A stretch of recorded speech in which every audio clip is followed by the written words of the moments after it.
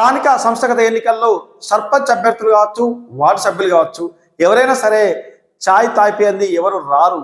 చాయ్ కాదు, రాత్రి బీరు బిర్యానీ లేకపోతే చాలా మంది ప్రచారానికి కూడా రారు అనే విషయం ఎలక్షన్ కమిషన్ కూడా తెలిసిపోయింది.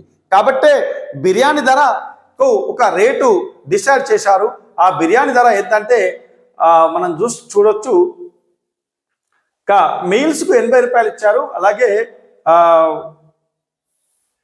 బిర్యానీ వచ్చేసి 140 రూపాయలంట. అంటే బిర్యానీ 140 రూపాయలకు బిర్యానీ వస్తుందని చెప్పుకుంటారు. Right now okay, biryani single biryani 80 రూపాయల నుంచి కూడా చాలా అవుతుంది, ఒప్పుకుందాం.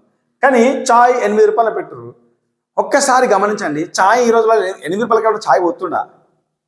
ఏం సార్లు చాయ్ 8 రూపాయలకి వస్తున్నది ఎక్కడన్నా?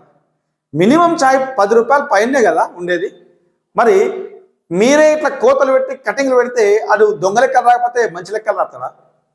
అంటే సర్పంచ్ అభ్యర్థి 200 లక్షలు ఖర్చు పెట్టుకోవచ్చు అని చెప్తున్నది. రైట్ నౌ సర్పంచ్ అభ్యర్థి 200 లక్షలు ఖర్చు పెట్టుకోవచ్చు, తప్పలేదు కావచ్చు. ఎందుకంటే వాళ్ళకు ఆ యొక్క ఫ్లెక్సీలు ఖర్చు కావచ్చు, లేదా కరపత్రం కావచ్చు, ఇతరులు బ్యాలెట్ నమూనా కావచ్చు, ఇతర ఖర్చు ఉంటాయి కాబట్టి 2.5 లక్షలు పెట్టుకోమంటున్నారు, తప్పలేదు.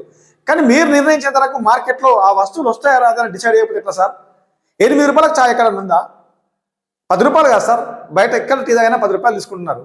గ్రామీణ ప్రాంతంలో మాక్సిమం చాయ్లు జస్ట్ మార్నింగ్ 9-10 అయిందంటే అసలు టీ దొరకదు.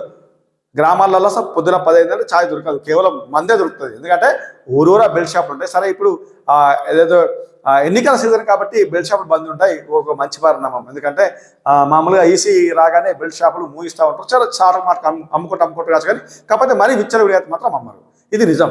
మరి టీ తాగాలంటే 8 రూపాయలకి ఎవరు ఇస్తారు సార్ చాయ్? సో ఇట్లా పెట్టారు మన నిబంధన.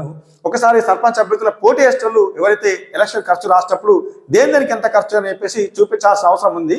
కాబట్టి ఆ దేనికంటే 5,000 పైన జనాభా ఉంటేనే 200 లక్షలు ఖర్చు చేయాలా, 5,000 జనాభా లోపు ఉంటే 1,00,000 ఖర్చు పెట్టాలా.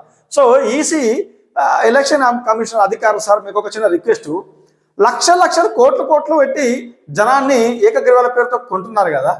మరి 200 మీరేమో లిమిట్ 2.5 లాక్ అంటున్నారు ఎలక్షన్ ఖర్చు. మరి లక్షలు ఖర్చు పెట్టి బాటంగానే ఆ వీడియోస్ బయటకు వస్తున్నాయి. నేను గెలిస్తే 10 లక్షల రూపాయలు ఇస్తా అంటున్నారు, ఇంకా ఈ సంబంధిత ఇస్తారు. మరి ఏం యాక్షన్ తీసుకుంటారు వాళ్ళ మీద? సో ఏముండదు సార్. ఎందుకంటే జస్ట్ మన ప్రజాస్వామ్యంలో అంటే ఇట్లా ఒక మూలన ఇట్లా పట్టుకొని ఇట్లా నువ్వు డబ్బులు ఎడవకుండా చూడాలా. కానీ కింది స్థాయిలో మాత్రం ఇటు ఓటర్లు అయితేనేమి, నాయకులు అయితేనేమి డబ్బులు లేకుండా మాత్రం ఎవరు ఓటేసే పరిస్థితి కనపడదు. ఇక డబ్బులు ఇవ్వకుండా ఓట్లు అడిగే పరిస్థితి వీళ్ళకి కూడా లేదు. ఎందుకంటే ఎంతో కొంతనే ఓట్లు ఎత్తారనే పరిస్థితి నాయకులు తెచ్చిర్రు. ఎవరు కూడా సార్ ఒకటి గుర్తుపెట్టుకోండి, ఏ గ్రామాలలో అయినా సరే, ఎక్కడైనా సరే, ఎవడు కూడా ఏ ఒక్క అభ్యర్థి ఇంటికి వెళ్ళి నాకు డబ్బులు ఇవ్వు, డబ్బులు ఇస్తే నేను పని చేస్తాను ఎవడు అనడు. చాలా రేర్. అంటే ఎవడైతే గ్రామంలో పనికి మాలినోడు అసలు ఏం పని లేకుండా ఉంటే వాడు మాత్రమే అన్న మా యూత్కి ఇది కావాలా, లేకపోతే మాకు ఇది కావాలని చెప్పేసి అక్కడ అడుక్కుంటూ ఉంటాడు. కానీ విలువైన కుటుంబం చాలా ఉంటాయి, విలువైన కుటుంబాలు. అసలు ఎవరు కూడా ఒక లేడీ చూడండి సార్, ఒక లేడీ ఎవరైతే ఒక మహిళ, ఓటర్ మహిళ ఏ ఒక్క నాయకుడి ఇంటికి వెళ్ళి కానీ, ఏ ఒక్క నాయకుడి ఇంటికి వెళ్ళి కానీ సార్ నాకు ఇది లేదు, లేదా మా గ్యాంగ్ ఇంత ఉందని చెప్పేసి ఒక్కరైనా అడుగుతారా? మాక్సిమం అడగరు. ఎందుకంటే వాళ్ళ కాంపిటీషన్ ఏంటంటే, గా మహిళా సంఘానికి ఇచ్చినావు కదా, మా మహిళా సంఘానికి ఎందుకు వెళ్ళలేవు డబ్బులు కానీ, చీరలు కానీ, ఇతరత్ర ఎందుకు వెళ్ళని అడుగుతారు. కానీ ఎవరు కూడా వాళ్ళ ఇళ్ళకి వెళ్ళి మాకు చీరలు ఇవ్వండి, సారలు ఇవ్వండి ఎవరు అడగరు. కానీ వీళ్ళు ఇచ్చుకుంటా జనాలకు వీళ్ళు డబ్బులు కానీ, చీరలు కానీ ఇచ్చుకుంటా అలవాటు చేసే తప్పితే ఎవరు అడగరు.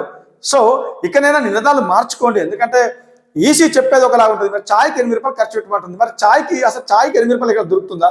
సో నిబంధనలు ఇలా, ఈసీ నిబంధనలు ఇలా ఉంటాయి, కానీ మన నిబంధనలు బయట వేరుగా ఉంటాయి. ఎంతసేపు చాలామంది ఎలక్షన్ అయిపోయిన తర్వాత ఏమంటారంటే వాడు దోచుకున్నది కదా సర్పంచ్ ఎలక్షన్ పోటీ చేస్తున్నారు. ఎవరు ఎందుకు దోచుకుంటున్నారని చెప్పండి. ఎన్ని దోస్తాడు, ఎన్ని వస్తాయి? అప్పుల పాలవుతారండి వాళ్ళు. పాపం అప్పుల పాలై జస్ట్ ఏదో సర్పంచ్గా కొద్ది రోజులు, అంటే కొద్ది కాలం ఉండాలని ఒక గోల్తో మాత్రమే వాళ్ళు సర్పంచ్ పదవులలో పోటీ చేసేందుకు ముందుకు వస్తారు తప్పితే అక్కడే ఉండి దోపిడీ చేసుకోవాలనే కాన్సెప్ట్ ఉండదు. ఎవరికి ఉంటుంది అంటే పక్కగా చెప్తున్నా వాళ్ళ పక్కన ఉండే వాళ్ళకి. ఎందుకంటే వాళ్ళ స్వార్థం పక్కకుంటారు కదా, వాళ్ళ స్వార్థం ఉంటుంది. చిన్న పనులు ఏముంటాయి, జీపీలో వాళ్ళ పనులు ఏముంటాయి ఇప్పుడు అసలు?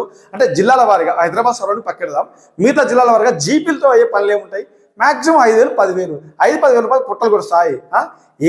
ఏందండి ఇది? నాకు అర్థం కాదు. సో మొత్తంగా ఎలక్షన్ కమిషన్ ఏమో 2.5 లక్షల కంటే ఎక్కువ ఖర్చు పెట్టద్దు అని ఎలక్షన్ కమిషన్ చెప్తా ఉంటుంది. కానీ 2.5 లక్షలు ఏములో సరిపోరా బాబు అని వీళ్ళు అనుకుంటా ఉన్నారు. సో ఆ లెక్కలు ఏంటంటే అందులో కూడా ఖర్చు ఎట్లా చేయాలని చెప్తా ఉన్నారంటే ఇట్లా చూడొచ్చు. చాయ్కి 8 రూపాయలంట, mutton biryani 160. Okay, mutton biryani మాత్రం 160 రూపాయలు ఇచ్చుకోవచ్చు అంట. ఇంకా చాయ్కి 8 రూపాయలు, కాఫీ కాఫీ 10 రూపాయలు సార్, కాఫీ 10 రూపాయలు దొరికే పరిస్థితుంది అది. ఆ కాఫీ పౌడర్ కావాలంటే 10 రూపాయలు సార్ ఆ ప్యాకెట్కి. సో ఇక టిఫిన్ 35 ఓకే దొరుకుతుంది అనుకో. Water bottle 20 common. ఇంకా మీల్స్ 80 రూపాయలు. ఇక ఊర్లలో మీల్స్ అక్కర్లేదు సార్, ఎందుకంటే ఊర్లలో ఓడిట్లో వాడేట లేకపోతే అలా లడ్డిస్తారు. ఇక లెమన్ రైస్ ఇంకా ఇది కూడా అవసరం లేదు. ఇక సమోసాకు 8 రూపాయలు, సమోసా 15 రూపాయలు సార్ కాస్ట్, 15 నుంచి 20 రూపాయలు సమోసా కాస్ట్. సో ఇక పార్టీ టోపీలు, టవల్స్ 25 రూపాయలు, చాలా పెద్ద మొత్తం వేసుకుంటే వాళ్ళకు ఉంటుంది. ఇక కార్పెట్ పెద్దది అంటే పరుగునికి 150, సైడ్ వాళ్ళు 80 రూపాయలు అంట, లౌడ్ స్పీకర్ 920 రూపాయలు అంట. ఇక్కడ ఇన్నోవా పెట్టుకునే పరిస్థితి ఎవరికి లేదు, కానీ ఏమున్న ఆటోలు చిన్న చిన్న మ్యాజిక్లు అవి పెట్టుకుంటూ ఉంటారు గ్రామాల్లో. ఇక డీజే 10,000 ఒక పెట్టుకుంటారు గెలిచిన తర్వాత, గెలకముందే ఉంది.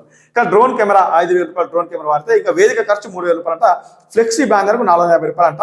ఇక జీప్కు మినిమం అంటే జీప్ వాడితే కనుక 2,000, డీసీఎం వ్యాన్ వాడితే 3,000 రూపాయలు అని చెప్పేసి ఎలక్షన్ కమిషన్ ఈ రకంగా ఖర్చు పెట్టుకోవాలని చెప్తా ఉంది.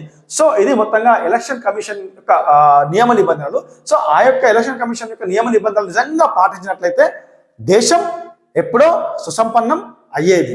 కానీ ఇక్కడ ఏం జరుగుతుంది అనేది ఓటర్లకు తెలుసు, ఓటేషన్లకు తెలుసు, అధికారులకు తెలుసు, నాయకులకు తెలుసు, మీడియాకు తెలుసు, అందరికీ తెలుసు. బహిరంగ రహస్యం ఏంటంటే డబ్బులు లేదే పోటీ చేయొద్దు అనేది ఒక బహిరంగ రహస్యం, నిత్య సత్యం అని చెప్పుకోవచ్చు.